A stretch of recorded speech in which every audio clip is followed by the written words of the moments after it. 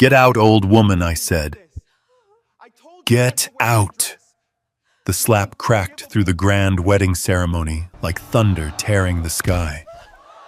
The choir fell silent, the bouquet dropped onto the marble floor, and St. Peter's Church froze in disbelief.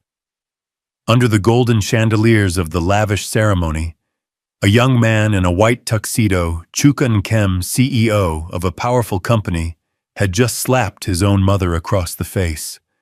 She stumbled backward, one trembling hand clutching her cheek. Her eyes stayed on him not with anger, but with heartbreak. "Chuka," her voice quivered. "You do this. In the house of God, I said get out," he shouted. "You're embarrassing me in front of everyone. Look at you showing up here in that filthy old dress." The guests went silent.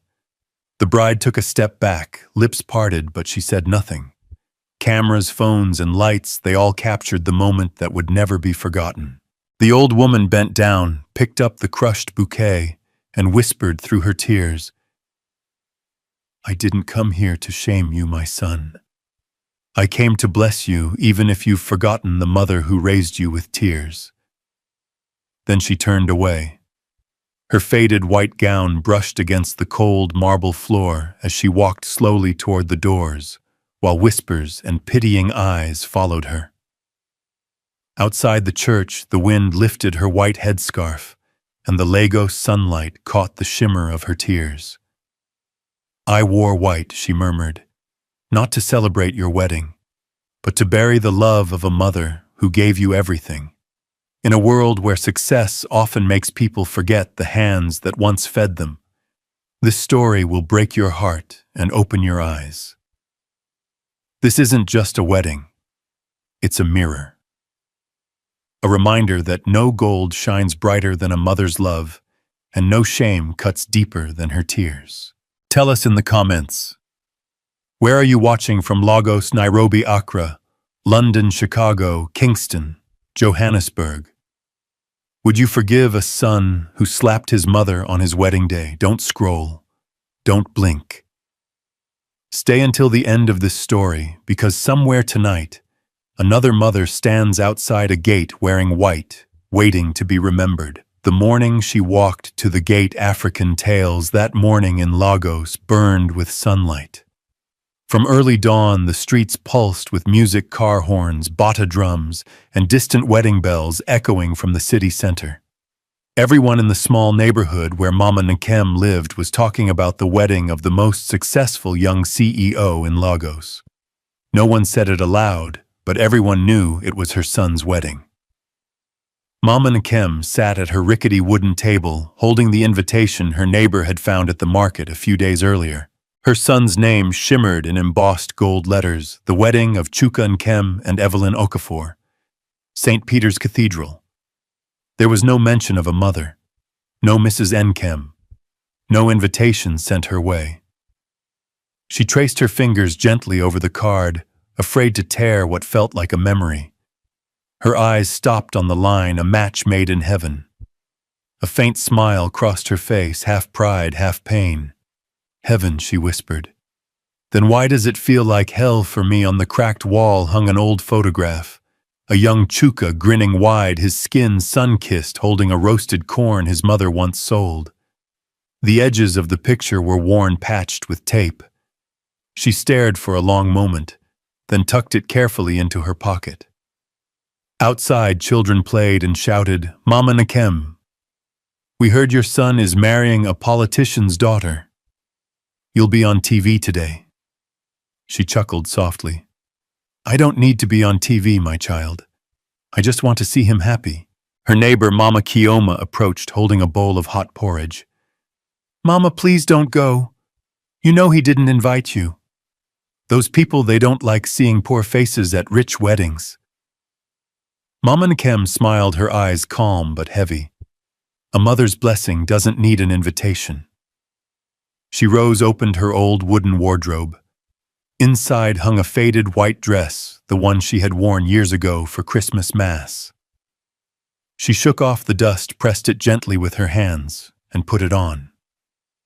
Around her neck hung her late husband's necklace, The morning breeze drifted in, carrying the scent of last night's rain and the dust of Lagos, the breath of a mother walking toward her fate. "If I can't sit beside him," she murmured, "I'll stand where he can still see me even from afar." The road to the city center was long and dusty. She had no money for transport, so she walked one step at a time through the busy streets, past luxury shops displaying the name Zion Holdings, the company her son had built. People glanced at the old woman in a yellowed white dress, holding a small, cheap bouquet, then looked away. No one realized she was the mother of the man Lagos was celebrating that very day. Under the blazing sun, sweat dotted her forehead as she reached St. Peter's Cathedral, a grand white church with angel-shaped gates. 2 security guards in black suits stood watch. Inside, Bentley's Range Rovers and BMWs lined the courtyard. Wedding music filled the air. She took a deep breath and approached. "Good morning, son," she said softly to the guard. "Please tell Mr. Chuka his mother is outside." The guard eyed her from head to toe. "Madame, what did you say I said?" "I'm his mother." He smirked, turning to the other guard. "You hear that every poor woman in Lagos claims to be his mother these days." Mama Nkem didn't argue. She lowered her gaze and said quietly, "Then tell him the woman who gave him his name is here." That should be enough. They didn't respond. One simply pointed away. "Stay outside, old woman. Guests only. Leave before the cameras come." She stood there. The sun scorched. Sweat rolled down her neck. From inside, church bells rang. The ceremony was beginning. Through the iron gates, she could see the fluttering white flags, the glowing figure of the bride walking in, holding the arm of her son. Camera lights flashed. For a brief moment, in the reflection of a church window, she saw herself a mother standing outside the world she once dreamed for her child. A single tear slipped down her cheek, but she didn't move. She stood still, silent as stone, waiting. In her hands, the little bouquet trembled. On her lips, a whispered prayer. "Lord, I have no seat inside, but let my prayer sit beside him." Inside, the orchestra played Forever Mine. Outside, the traffic roared and dust swirled. Between those two worlds, one mother in white stood by the iron gate, quiet as the shadow of a forgotten past. The sun climbed higher. Light glistened on the wrinkles around her eyes, like stitches sewn by years of sacrifice. And when the applause erupted inside, the moment the couple exchanged rings, her tears fell silently, carried away by the wind. No one knew that at that very moment, her heart broke, not because she wasn't invited, but because the son she once carried through muddy streets had now walked into a new life, forgetting that the woman standing outside that gate was his very first home. The choir rose in harmony, and the organ swelled like a river of light. The scent of lilies and candle wax mingled through the radiant air of St. Peter's Cathedral. Colored glass spilled beams of red, blue, and gold across the marble floor like shards of happiness carefully fitted together. Evelyn stood beside the priest, her lace gown flowing like a white stream. Her smile was serene, yet her eyes kept glancing toward the doors, as if memories that did not belong to her wedding day were quietly knocking to come in. In the front pews, powerful guests murmured softly, their bracelets chiming like tiny church bells. Chuka stepped forward another half-pace, adjusting the cufflinks on his tuxedo. The satin shimmered like ripples of light. He took a deep breath, scanned the cathedral, every eye fixed on him, and brushed away a shadow that had crossed his brow. "Stay calm," he told himself. "Today must be perfect." The priest opened the liturgy, his voice deep and solemn. Marriage is the vow between two souls where love and reverence bear witness together. A boy in the choir coughed a small sound lost in the music. The cameraman adjusted his tripod, the screen glowing with two radiant faces, like a poster for a new life. At the back, an usher quietly closed the heavy wooden door. Everything seemed set in its place. "Do you, child, take this man?" Evelyn nodded, her voice delicate as glass. "I do."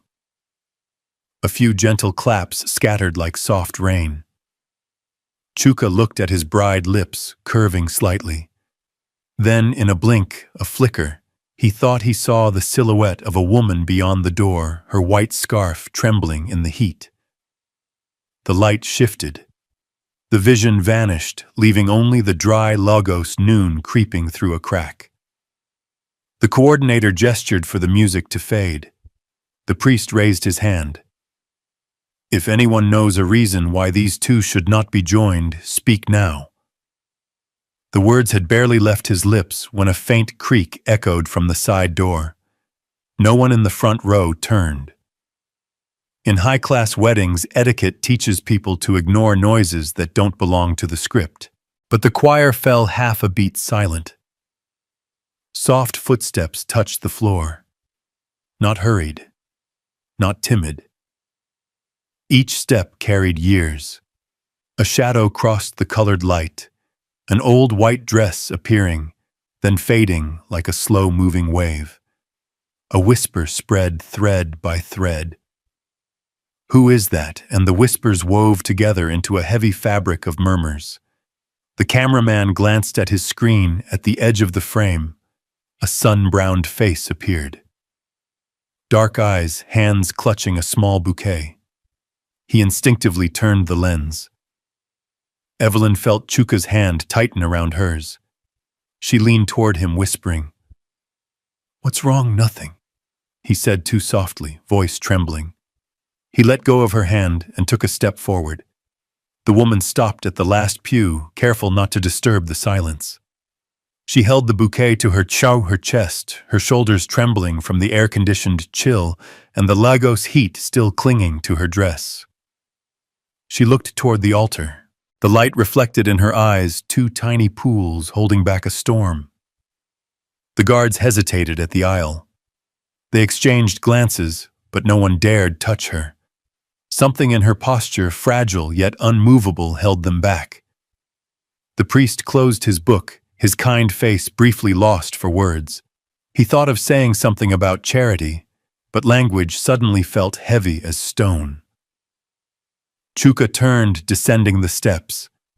Each step struck the marble like a nail driven into wood. When he stopped before her, the sound behind him collapsed into a dome of silence. "You shouldn't have come here," he said, lips drawn tight. She looked up, and in her gaze he saw not himself, but the boy he once was, the boy with dust on his cheeks, now framed by expensive light. She shook her head gently, her voice thin as a thread trying to tie the world back together. "I didn't come to beg. I came to bless." Evelyn stood frozen, her heart thudding. Someone whispered, "Take her out." Another murmured, "Wait." The crowd's well-trained pity fell upon the old woman like stage lighting. Chuka heard the hum of the camera. He knew every movement was being recorded. Inside him rose another melody, the sound of hungry nights, roasted corn smoke, the tired hands that once held him through fever. He bit his tongue hard to kill the tune. "Today is my day," he said under his breath, close enough for only her to hear. "Don't ruin it." She smiled, a weary smile burned by Lagos' sun. "My son, some things aren't ruined by mothers. They're only lost by children." A scoffing laugh broke from the middle row. A camera flashed bright, unkind. Chuka closed his eyes briefly, then opened them darker. "Leave," he said, every syllable sharp. "This isn't your place." Her fingers brushed his sleeve lightly, careful not to wrinkle the expensive fabric. That gentle touch struck his pride like a blade. There was no roar, no warning, only a swift, clean motion. The slap cracked, not loud, but final. Not thunder, but the sound of a door locking an old house. The bouquet slipped from her hand, rolling across the marble. Petals scattered like grains of salt. No one screamed. Even the organ froze mid-chord. Evelyn lifted her gown, stepped forward halfway, then stopped. An invisible wall rose between her and the moment, a wall built of the questions every bride forgets to ask before the wedding day. The mother did not collapse. She merely stepped back, touching the cheek that still burned. In her eyes, a distant ocean broke silently, rhythmically. She drew a short breath and whispered, "Lord above, let my blessing go where my feet are not allowed." A soprano in the choir began to cry. The coordinator hissed, "Turn off the cameras." But it was too late. The world had already seen. Chuka looked around, trying to gather the shards of dignity falling from his shoulders. He straightened his jacket, almost spoke not to his mother, but to the image of himself he was trying to save. Then he stopped, afraid that one more word might break something inside him. He turned toward the altar, hoping the ceremony could continue. But the priest's voice faltered, "My son, marriage is not a door to close the past. It is a promise to kneel before the first love that ever held you." Chuka froze. His shadow stretched across the marble, touching the fallen bouquet. He instinctively stepped back, just half a pace too small for anyone to notice, except the woman before him, the one who had just taken his hand's blow and turned it into silence. She said nothing. She bent down, gathering the petals into her palm as if picking up the old seeds of her life. "I'll go now," she whispered, not to her son, but to her own heart. "Not because you sent me away, but because blessings belong outside the walls." She turned. Every step she took left a pause in the choir's harmony, as if a familiar alto voice had quietly withdrawn. When she reached the threshold, the noon heat rushed in, lifting the hem of her faded white dress, the sunlight turning her scarf into a small, fluttering flag. Outside, the city kept moving. Inside, the priest closed his book, and the crowd remembered how to breathe. Evelyn lowered her gaze, refusing to look at Chuka. The cameraman slumped into his seat, knowing he had captured something that would outlive his hard drive, something that would enter the memory of a city. And somewhere above, the church bells rang 3 times, not in celebration, but in remembrance. 3 bells for a marriage, and for the hollow sound, now echoing inside a son, the first note of a lifelong hymn of remorse he had yet to learn. Outside, the mother in white placed her hand on the iron gate and whispered words no one could hear. "We'll meet again, but not today."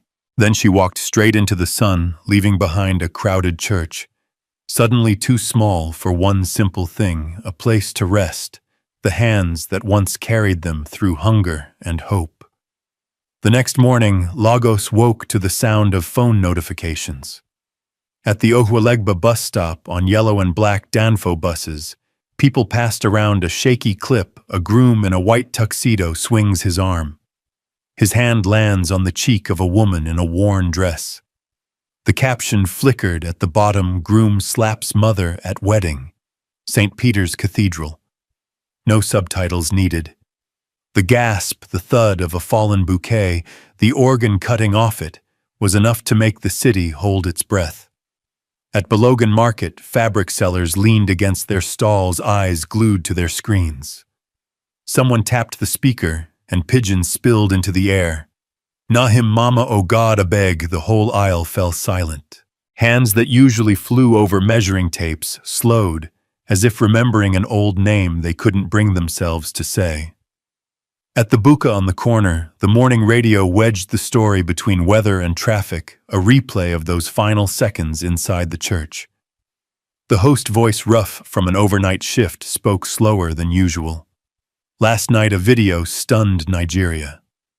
They're calling her the Mother in White. And the question haunting the city is this: how high must a man climb before he can no longer see where he came from? Along the road. Zion Holdings billboards. Chuka's smiling face beside the slogan, "We build futures," shifted meaning in the eyes of passers-by.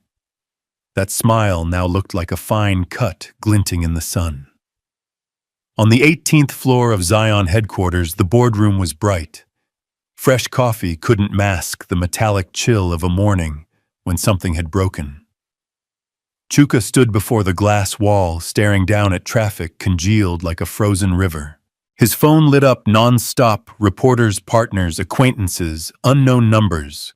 PR messages rolled in, disable comments. Pull the wedding photos. Draft a statement.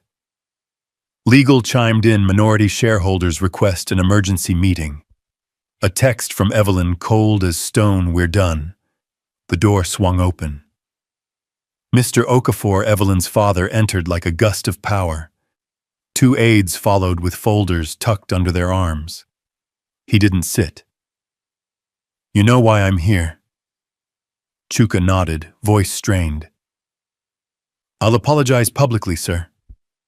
"I'll not, sir," he cut in. "I'm not family to you anymore. The wedding is off. So is the joint venture. You can keep the company, if there's anything left to keep."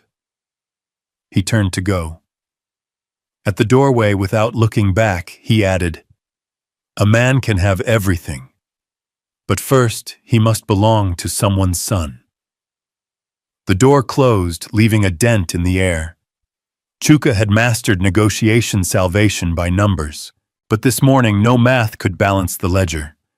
Emails from investment funds pelted in like hail, suspending capital leadership ethics review projects on ice. HR reported resignations. IT flagged that the mother in white was appearing in almost every internal chat.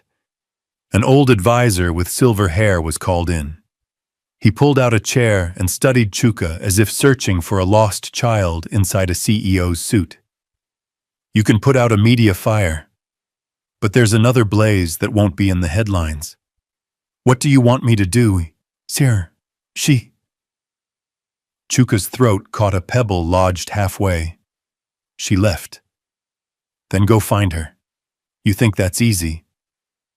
But this company was never built on easy." Chuka turned away. Outside, workers were taking down the "We Build Futures" banner. The letters fell into a bin, making a hollow sound. By noon, St. Peter's opened its doors to the press. The priest declined interviews, offering just one line: "We come here not to condemn, but to learn where to stand."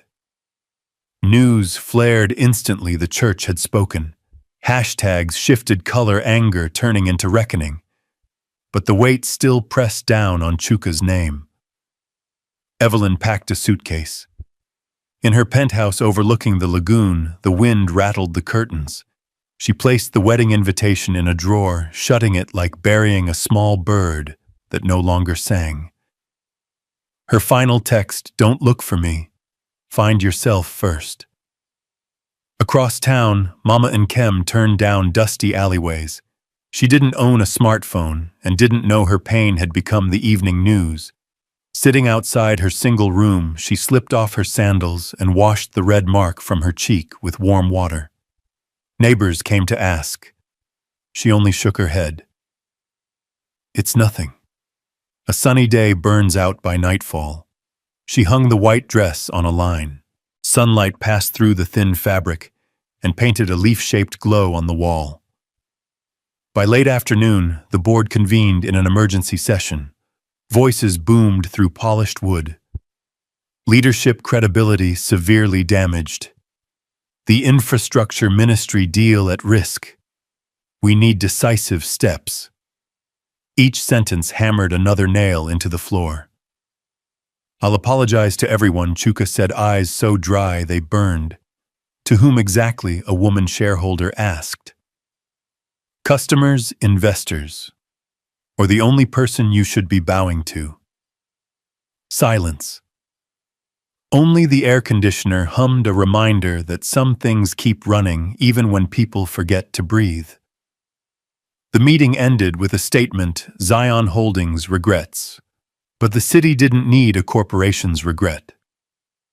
The city waited on a different question. Does this son still know the way home?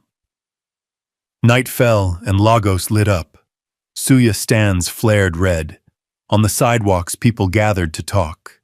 A young man said almost casually, "My mother sold beans for 10 years so I could study. I kiss her hands every Sunday."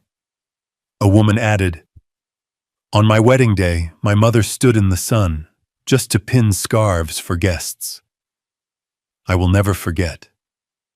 Mother and child stories sparked like kindling, stringing together a ribbon of light across the city.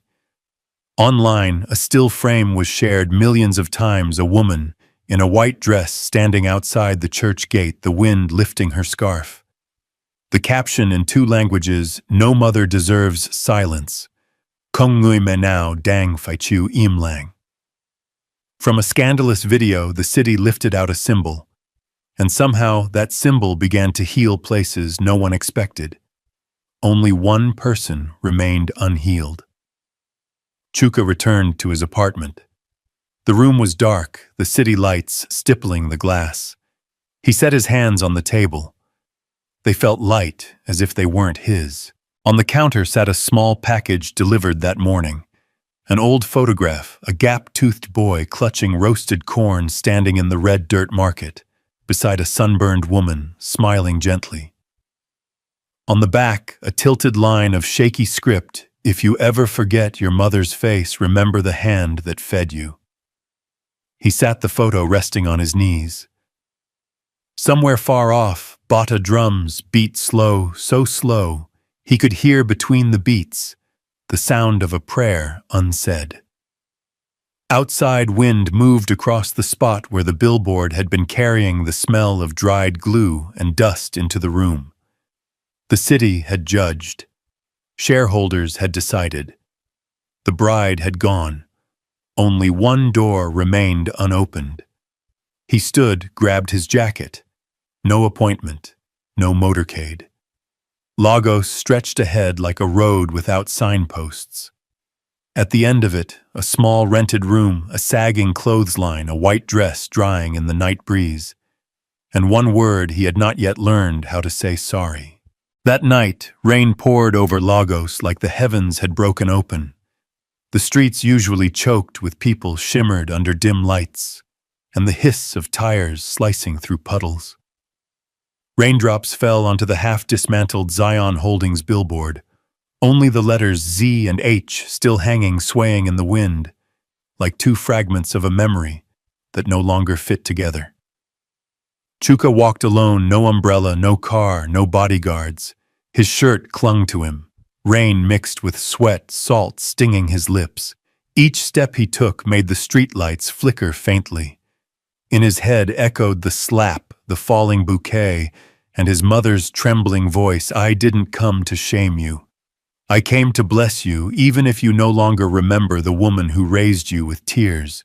He had lived the past few days like inside a dream, collapsing in slow motion. Shareholders gone. Headlines condemning him. The bride vanished like mist. Only one question haunted him. Where is she now? The old housing compound, behind the abandoned bus terminal, smelled of rust and rain. A dim yellow bulb flickered above the door. An elderly landlady in a head wrap opened when she saw him. The light from her single bulb fell on Chuka's face and she froze.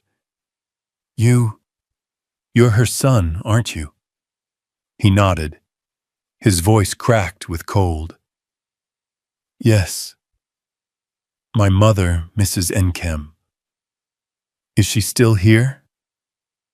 The woman was silent for a long time, then sighed.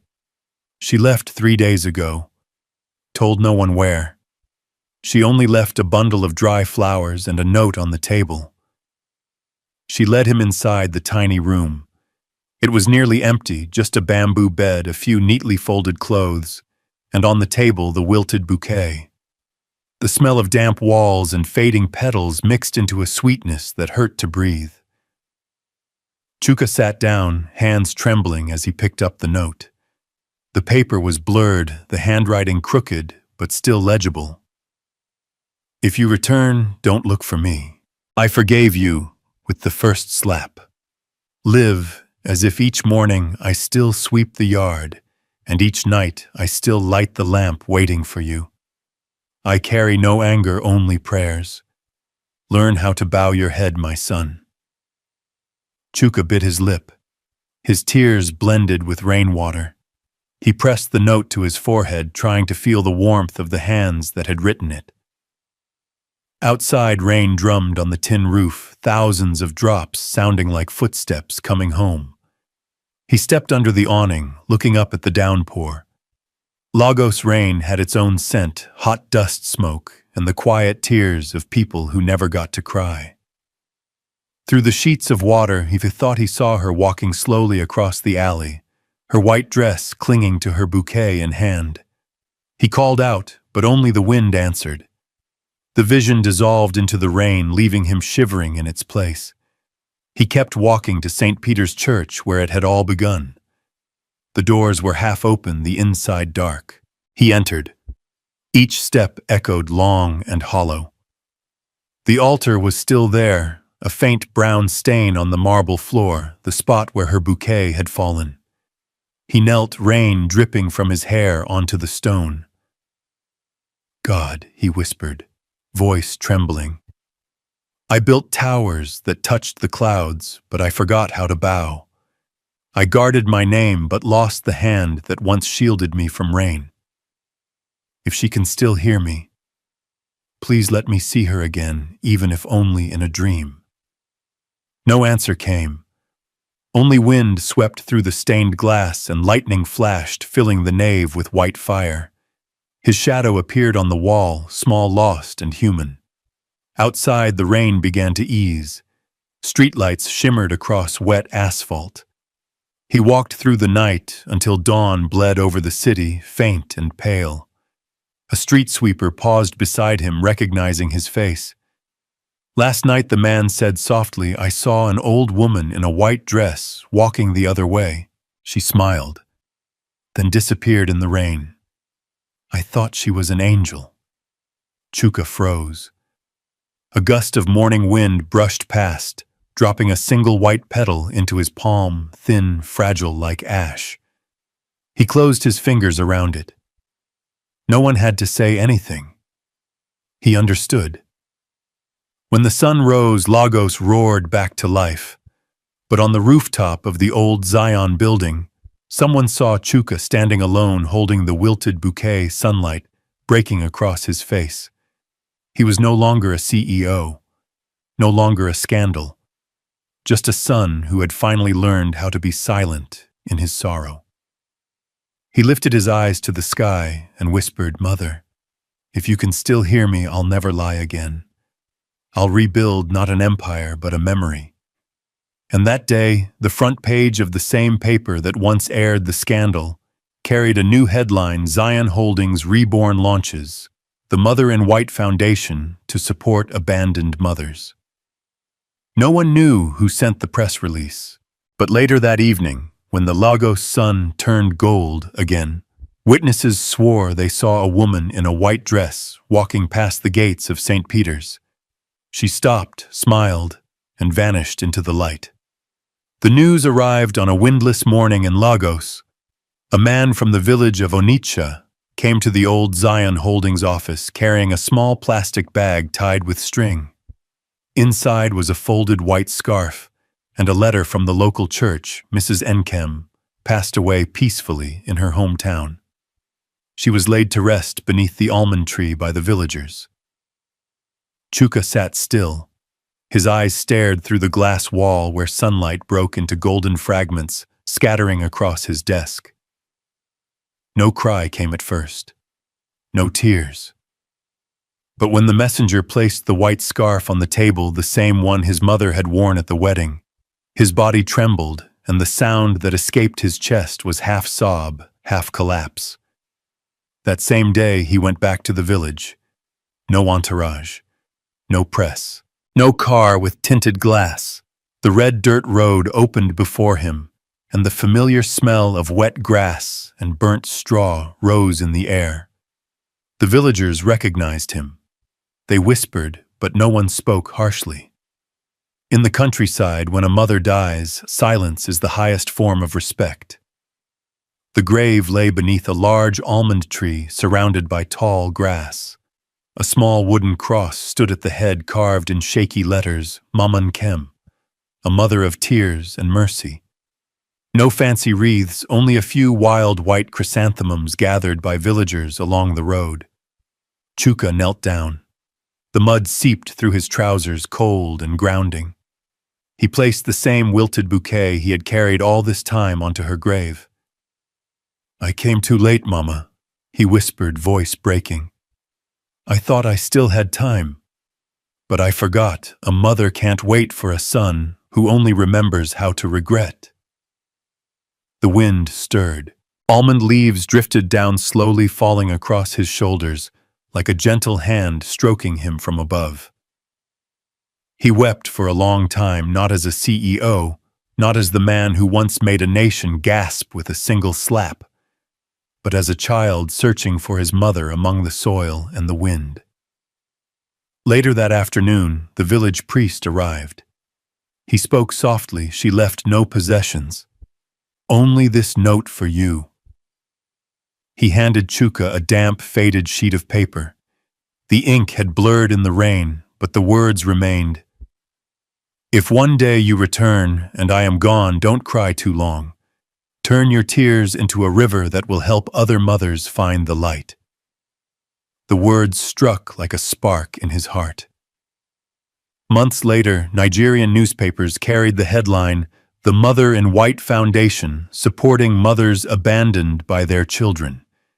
There was no press conference, no speech, just Chuka standing quietly in the courtyard of an old shelter, dressed in a plain white shirt, holding a bouquet of daisies. "I once lost everything," he told a few reporters, "but the one thing I must never lose again is my mother's compassion." This foundation isn't about redemption, it's about prevention. So no child ever repeats my mistake. Each month, the foundation sponsored shelters, elder homes, and scholarships under the name Mama Nkem's Light. On the wall of the new headquarters, he hung an old photograph, a mother and son laughing in a red dust market. Beneath it, engraved in bronze, "Forgiveness is not silence. It is the seed of change." A year later, the foundation held its first memorial at Onitsha. Villagers gathered around Mama Nkem's grave, hands clutching white flowers. Chuka read a prayer, his voice steady but low. "You taught me, Mama, that true love doesn't need apologies, it only needs to continue." As he placed the bouquet on her grave, a strong gust of wind rose. The white scarf his mother once wore at the wedding lifted from the ground, danced through the air, and came to rest gently across his shoulders. He smiled and looked up at the warm golden sky. Almond leaves shimmered in the evening light, falling like blessings that had finally found their way home. From afar, the sound of bata drums began to rise, mingling with the voices of village women, singing a song for a mother who had left quietly, but whose love would never fade. In life, there are apologies that come too late, but what truly matters is that we still choose to change. A mother can forgive, but time never turns back. Cherish the moments while you can still say the words, Mama, because no spotlight will ever shine brighter than her smile. Mama Nkem may be gone, but the mother in white lives on a light guiding thousands of forgotten mothers. Her story is not only one of pain, but a call to awaken every heart, a reminder to all of us who chase success and forget the home that once built us. If your mother is still here, thank her today. If she has already gone, do something good in her name. Let your kindness become the apology words can no longer speak. Share this video to spread the message of African motherhood. A love that knows no borders, no color, no distance. Tell us in the comments where you're watching from: Lagos, Nairobi, Accra, Hanoi, Saigon, London, Chicago, or Johannesburg, so the world can see that a mother's love is the language every heart understands.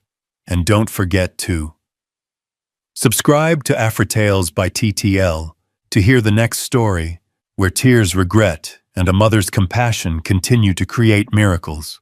Because wherever there is a mother, there will always be light.